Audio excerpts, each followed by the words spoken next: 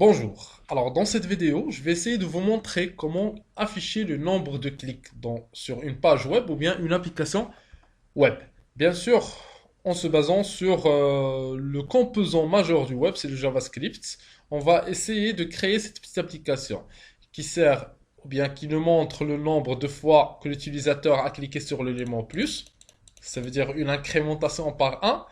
Et par le même principe, on va créer un autre élément qui va désincrémenter le chiffre et aussi un autre élément qui sert à actualiser ou bien réinitialiser notre compteur. Voilà. Alors pour cela, je vais utiliser trois composants ou bien trois éléments principaux. Le premier, c'est l'HTML. Le deuxième, c'est le CSS. Et le troisième, c'est le JavaScript. Alors, pour moi, j'ai choisi Dreamweaver comme un éditeur de code. Alors, c'est pour ça que je vais essayer de créer premièrement l'HTML, qui en principe ou bien en général sert à structurer vos pages ou bien c'est le squelette de vos pages web. Je l'enregistre d'abord. Donc, je vais l'enregistrer sur mon bureau. Par exemple, ici, sur un dossier clic. Je vais mettre par exemple un fichier, app click.html. Enregistré. Alors ensuite, j'aurai besoin d'un autre, d'autres pages CSS et une troisième page, c'est le JavaScript. Alors CSS, créer et enregistrer. Je vais le nommer par exemple style. Et le CSS, ensuite le JavaScript. Voilà, je l'enregistre. C'est par exemple mon script. Mon script.js. En fait, on peut créer le code CSS et mon script ou bien le JavaScript sur la même page HTML, mais ça c'est déconseillé. Ça c'est déconseillé en général. Alors ensuite, on va lier les deux pages à notre code source HTML. Alors premièrement, pour lier une page CSS, bien style de feuille CSS, on doit commencer par link relative stylesheet.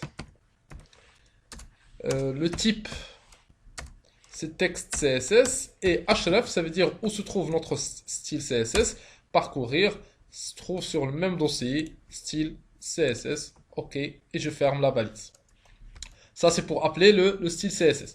Et aussi pour appeler le script qu'on va le créer. Alors script src ça veut dire source. Parcourir ça veut dire où se trouve notre script. Alors mon script, je sélectionne. Ok, il va nous afficher notre source. Le type, si vous désirez l'afficher, c'est texte JavaScript. Et je ferme mon script. Voilà. Alors, si j'enregistre, enregistrer tout, donc automatiquement, il va intégrer le style CSS et mon script CSS sur notre code source HTML. Donc, par la suite, j'ai pas besoin d'afficher le style CSS et mon script CSS. Bon, voilà. Alors, premièrement, je vais commencer par l'interface graphique. C'est-à-dire, je vais essayer de créer d'abord le cadre sur lequel je vais le nommer cadre, par exemple. J'ai besoin aussi d'une zone de texte pour insérer ou bien afficher le nombre de clics. J'ai aussi d'une paragraphe et de trois autres éléments. Alors, premièrement, je vais créer le cadre.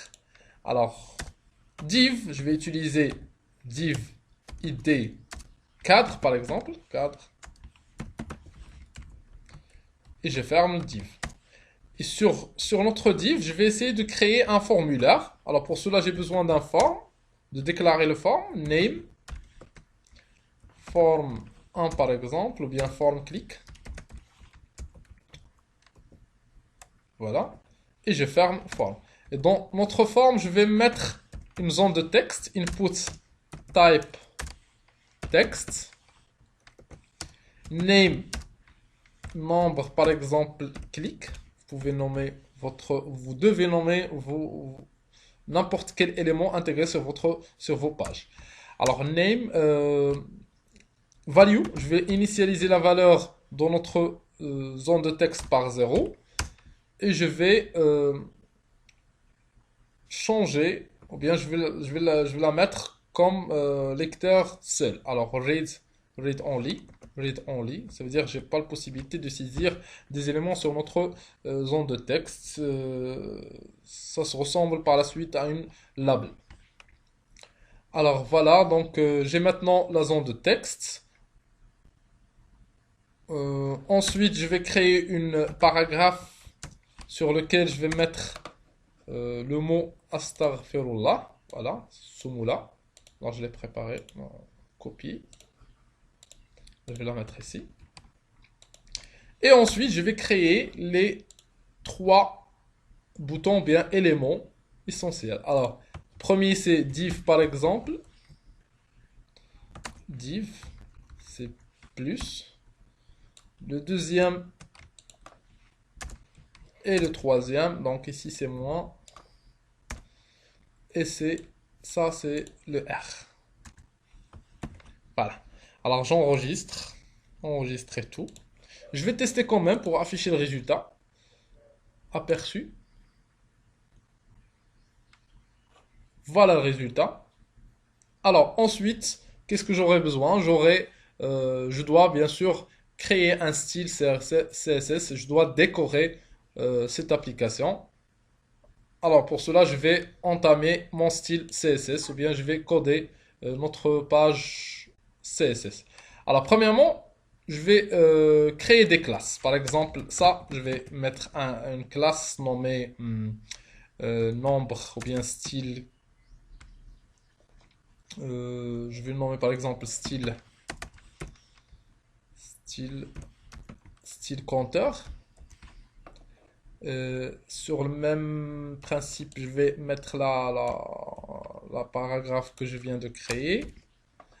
Et les 3 boutons, je vais le nommer, ou bien je vais mettre une classe. Je vais le nommer bouton clic. Voilà. Alors, c'est un nom symbolique. Vous pouvez mettre n'importe quel nom. L'essentiel, c'est que vous mettez le même nom utilisé sur une classe ou bien sur un identifiant sur notre page CSS. Alors, je vais commencer par l'identifiant cadre. Alors, sur notre page CSS, je vais mettre cadre. Mais je dois commencer par dièse, puisque j'ai utilisé ID. Alors, cadre, entre accolades. Et je vais mettre d'abord la hauteur et la largeur. Donc, ici, j'ai besoin de width. Je vais mettre 200 par exemple 50 pixels comme largeur. Et la hauteur, la height, je vais utiliser 300 par exemple pixels. Bon, ici, vous pouvez mettre, c'est beaucoup mieux min height. Ça veut dire que si le contenu, bon, min height, ça veut dire le minimum c'est 300 pixels. Tout dépend du contenu de notre cadre. Si le contenu de notre cadre dépasse 300 pixels, alors ça veut dire que aussi notre cadre va être augmenté en fonction de la taille de notre cadre créé. Alors aussi j'ai besoin de border. Je vais mettre 2 pixels par exemple, ou bien carrément un seul pixel. 1 pixel solide. Et je vais utiliser une couleur de type par exemple celle-là peut-être. Ça sera. Voilà. Alors, ensuite, je dois aligner le contenu de notre cadre. Alors, text align center. Aussi, je vais mettre des marges. Donc, margin me donne la possibilité de créer des marges de l'extérieur. On trouve margin top, margin bottom, margin right et margin left. Donc, je vais mettre comme 5% par exemple. C'est un exemple. Voilà. Alors, ça, c'est pour le cadre. Pour les classes que je viens de créer, pour la classe style compteur, je vais mettre point le nom de la classe, puisque c'est une classe. Alors ici je vais mettre, je vais annuler tout ce qui est couleur d'arrière-plan. Alors le background color transparent. Je peux mettre des couleurs si je veux par exemple. Alors ensuite je vais créer la bordure, border. Border, j'ai pas besoin de bordure, donc none. Ensuite, le font family, par exemple, le style d'écriture, donc font family.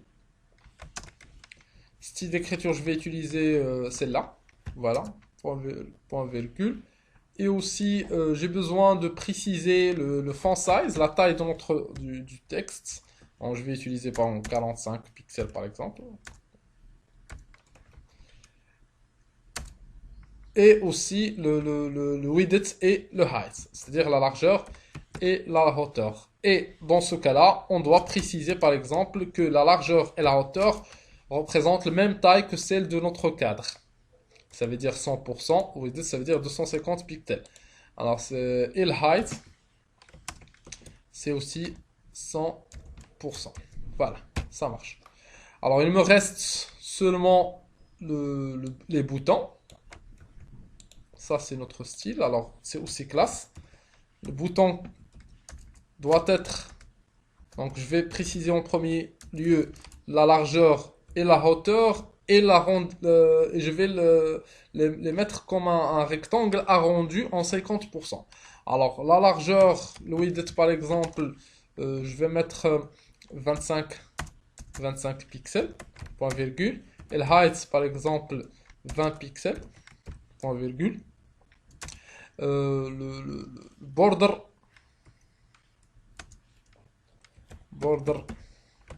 alors ici border je vais mettre 2 pixels solide, même couleur par exemple, voilà, même couleur du bordure.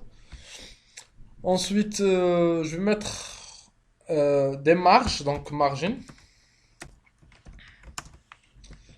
par exemple, on va mettre 15 pixels, point virgule, et padding de l'intérieur, donc padding par exemple je vais mettre 10 pixels, pour mettre le petit plus ou bien le petit moins au centre, et le text align doit être au centre, et sans oublier bien sûr le radius, c'est-à-dire le border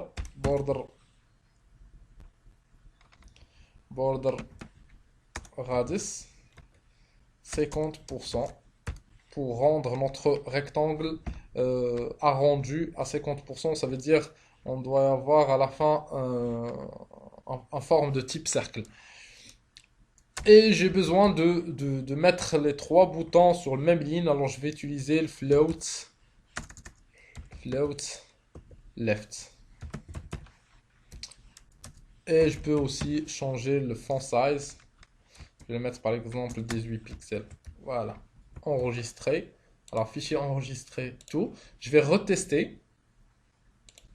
Donc ça c'est notre HTML tout court. En ajoutant le CSS, ça va me donner un résultat comme celle-là. Alors 0, ça veut dire que je dois mettre au centre. Alors text align ici. Donc text align center. Voilà, point virgule.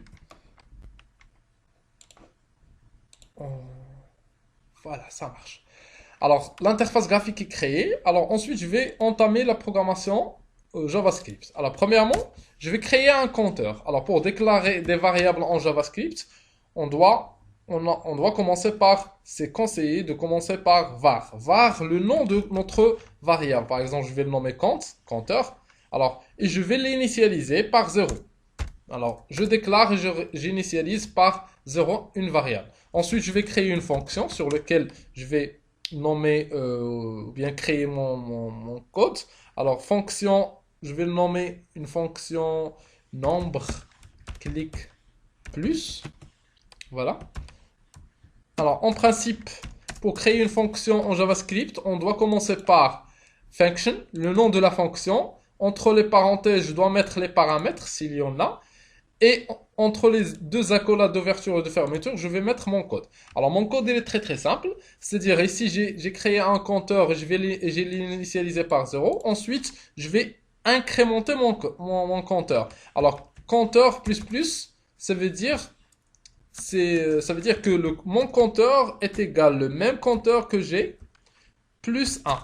Ça revient au même. C'est-à-dire si je mets ce code ou bien celui-là, ça représente le même résultat. Voilà. Alors, ensuite, je vais afficher le résultat dans notre,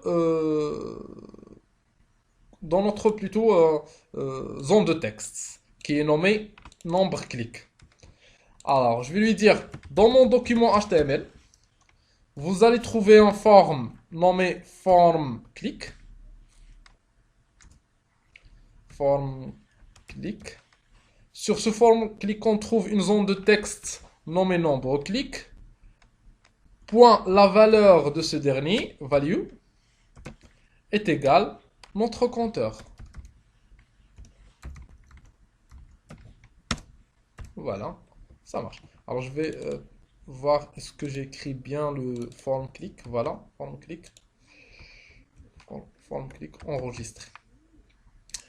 C'est bon. Alors maintenant, je vais appeler cette fonction sur notre page HTML. Alors je vais lui dire, lorsque je clique, ça veut dire, bon, pas forcément que j'utilise en clic. Lorsque je vais utiliser par exemple en mouse up, utiliser la fonction nombre clic plus enregistré et je teste. Maintenant, je vais tester l'application. Actualiser, plus, voilà. Donc, ça marche. Alors, sur le même principe, en utilisant le même principe de la fonction créer, on va coder notre bouton qui sert à désincrémenter les chiffres. Alors, premièrement, bien sûr, je dois créer une autre fonction. Function, par exemple, nombre clic moins. Et ici, je vais lui dire, je teste. Si le compteur est différent de 0, alors à ce moment-là, vous allez désincrémenter. Alors, if notre compteur est différent de 0, alors vous mettez une incrémentation par 1. La fonction si conditionnelle. Alors, compteur moins moins, point virgule. Et le même principe, je vais afficher encore une fois dans la zone NB, zone de texte NB click. Voilà, enregistré. Je reteste maintenant l'application. Bon, bien sûr, ça ne va rien se passer si je clique ici. La même chose. Si je clique ici. Pourquoi? Puisque je n'ai pas appelé la fonction clic moins sur le bouton moins. Alors ici, je vais mettre en mouse up le nombre de la fonction. C'est une fonction, alors je vais mettre. Voilà. Alors, je vais rien actualiser la page. Alors, plus, moins. Alors, donc, s'il est différent de 0, je vais mettre le moins. Sinon, je vais garder 0. Alors, il me reste juste le R, c'est initialisé. Alors, maintenant, je peux par exemple changer la valeur de notre compteur par 0, ou bien je vais vous montrer comment actualiser une page HTML en utilisant le code JavaScript. Alors, je vais créer une troisième fonction. C'est la function. Par exemple, je vais le nommer function, mettre à 0. Mettre à 0.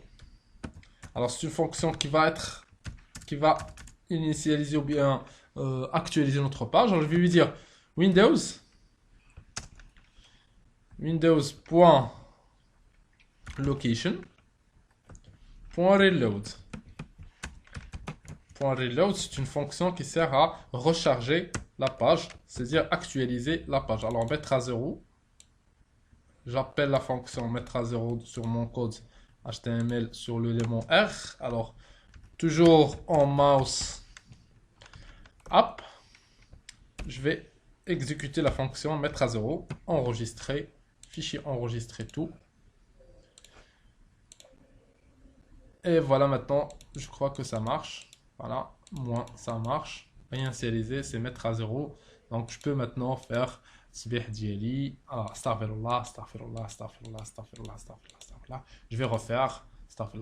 Et bien sûr, vous pouvez développer cette application en ajoutant par exemple un autre test ici. C'est le compteur dépasse 100, alors je vais afficher Alhamdulillah. Si le compteur dépasse 200, alors je vais afficher Allahu Akbar, et ainsi de suite. Voilà. Alors, merci pour votre